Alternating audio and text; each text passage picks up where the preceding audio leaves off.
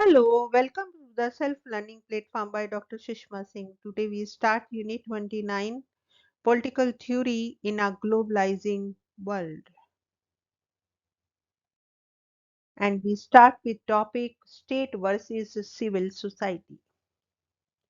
Civil society is a civil association. Here society or community is viewed as a service organization which enjoys autonomy both from the polity and the economy.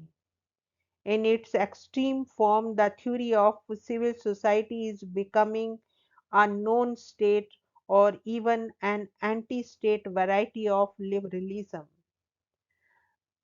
The role of civil society is becoming important in the wake of participatory democratic theory. Some groups in the civil society are demanding increasing public access to justice and greater transparency in decisions taken by the various organs of government.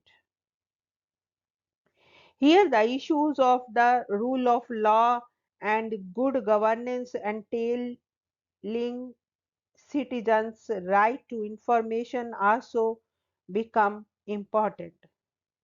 All this has brought the community and civil society to the center stage, displacing the state in some conventional spheres of its activity.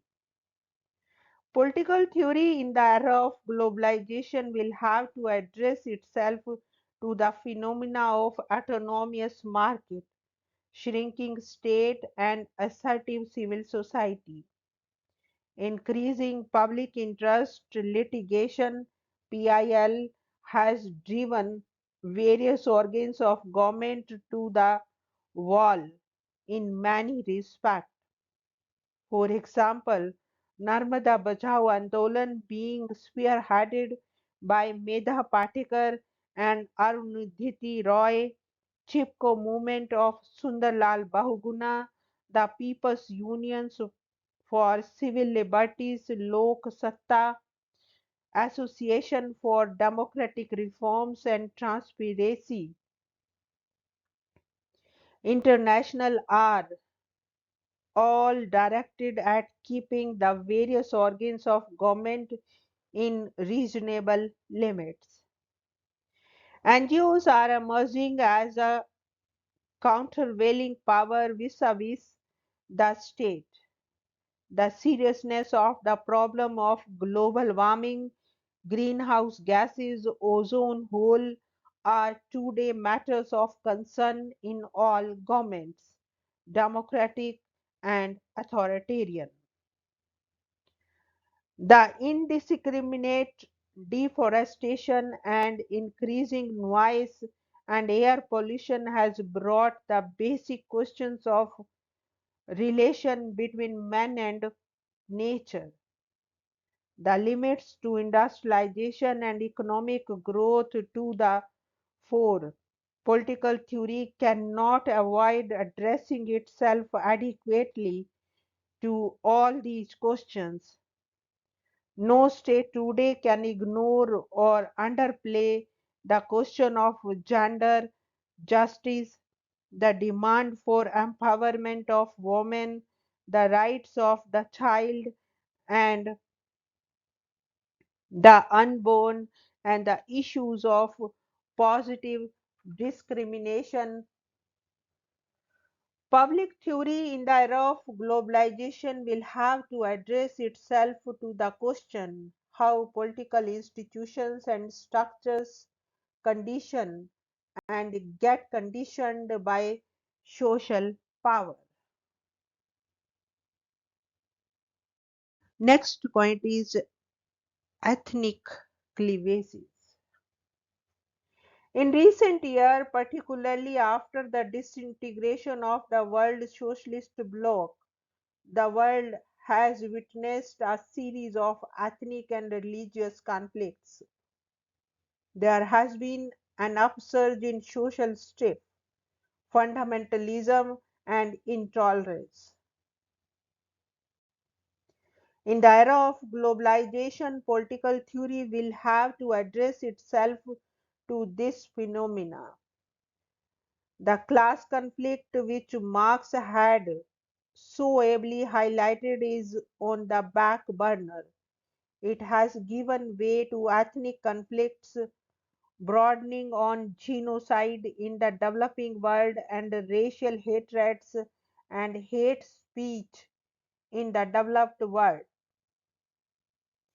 In the unipolar world, there is an attempt by Soviet states, which is the sole superpower today, to impose Western culture and values on the rest of the world. Within nations, the minorities are getting marginalized. In this scenario, new empirical images of democracy highlighting diversities are likely to emerge in political theory. In several societies, secularism as a value and as an ideal is being discounted. There is a spurt in criminalization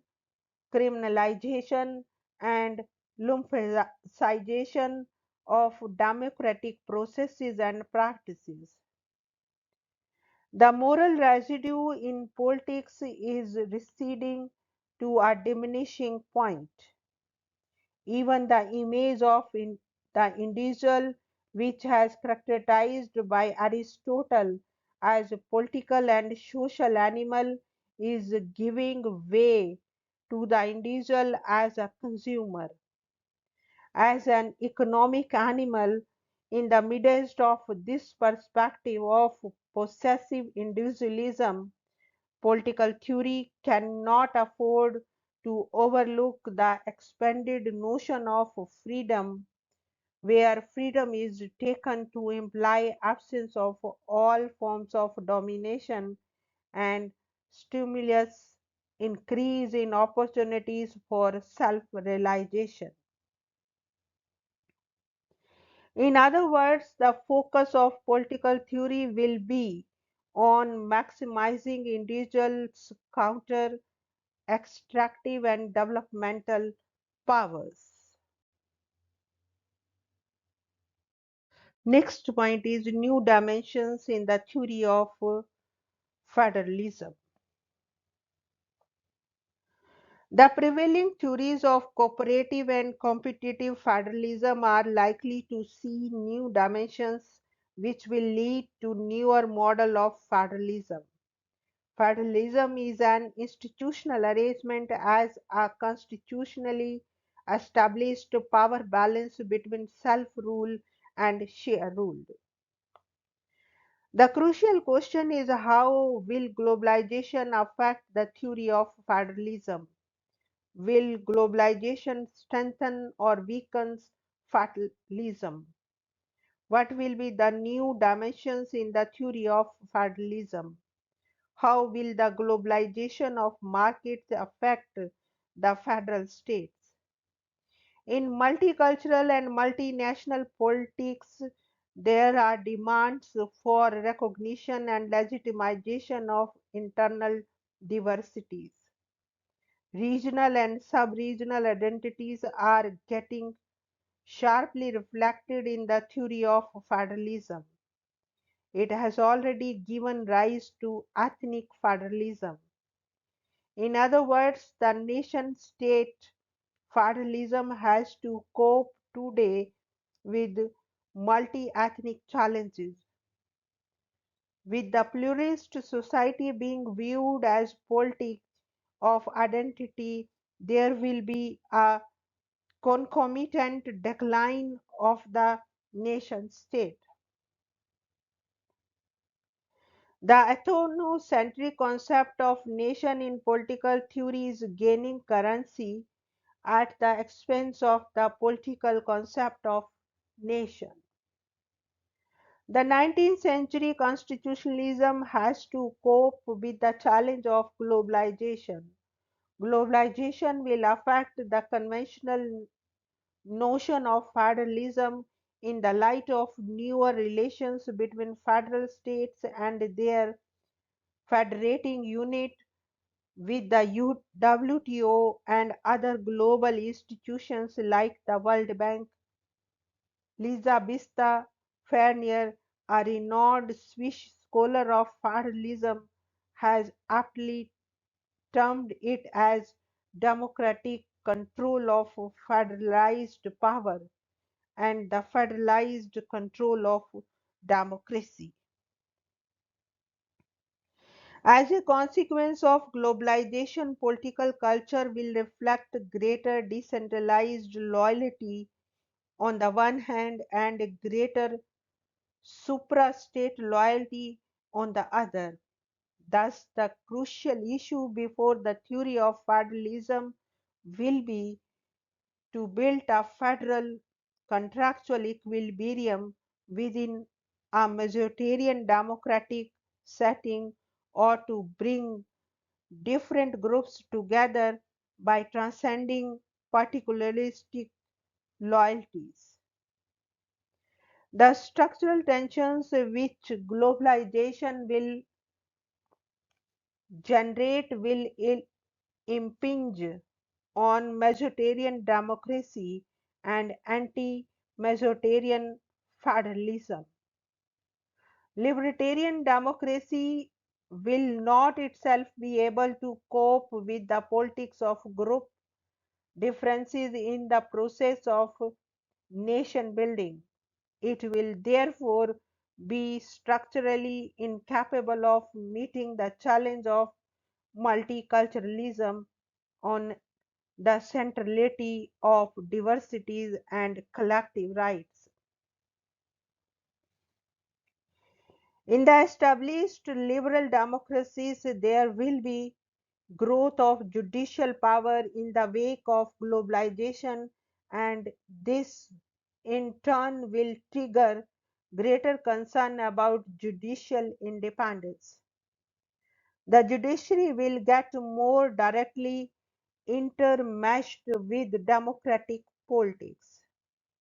This judicial transformation will have two major dimensions: strengthening the power of judicial review and adoption of political pluralism in the appointment process of judges.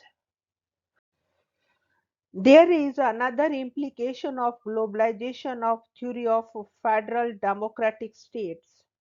Liberal welfare state is wedded to the notion of equal representation of all individuals, which is the procedural commitment to inhospitable differences.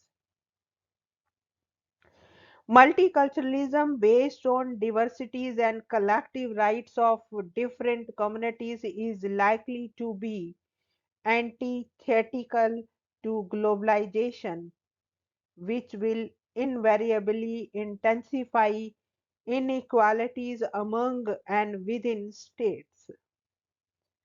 Hence, the mere constitutional guarantee of equal rights alone will not be enough to ensure equality unless it is accompanied by right to be equal irrespective of differences. This question will become increasingly crucial. In fact, it may boil down to reconciling equality, liberty, and fraternity as cardinal principles of modern state with an alternative emerging paradigm which emphasizes security, diversity, and solidarity. In short, the 19th century liberalism will have to model itself to be in tune with multiculturalism. As Will Kampleka argues, the fundamental challenges which the theory of liberal state will face in the wake of globalization is to identify some new sources of unity in a democratic multicultural state. Now, summary of the unit. In the foregoing part of this unit, we have highlighted five main points in an attempt to spell out the contour of political theory in the era of globalization. First, that both liberalism and Marxism have lost their preeminence as explanatory ideologies. The interface of state, society, and market is evolving in a way where there is a hegemony of the market. The challenge of postmodernism has questioned some of the basic tenets of modern political theory, like the meta narrative and broad categories like class. Given this scenario, it seems that political theory in the era of globalization is going to be some sort of a synthesis of liberalism, Marxism, and postmodernism. Secondly, in the wake of globalization, the whole notion of state sovereignty is getting compromised. The external aspect of state sovereignty is being hampered due to the increasing role of IMF, World Bank, and the multinationals. The internal aspect of state sovereignty is also under threat due to the increasing role of non governmental organizations, rising protest movements, and increasing consciousness of masses demands for greater transparency in the government functioning and the right of information. Thirdly, the emergence of identity politics is attracting the greater and greater attention of political theorists. The phenomena of globalization and the rise of identity politics will lead to individuals' decentralized loyalty. On the one hand, the identity politics will lead sub-state loyalty, and on the other hand, globalization will lead to individuals' greater suprastate loyalty. As a consequence of this twin phenomena, the loyalty of the nation state will get compromised. Fourthly, in the era of globalization, political theory will have to address itself to the phenomena of growing ethnic conflicts, rising fundamentalism, increasing intolerance, and dominance of majorities, leading to the marginalization of minorities. Finally, the traditional notion of federalism as a mix of self rule and shared rule will have to be seen in a new light in the wake of globalization. The notion of ethnic federalism will become central in political theory due to the challenge of multiculturalism. In fact, due to these emerging challenges of multiculturalism to the liberal state, it will have to look for some new sources of unity and new basis for buying legitimacy.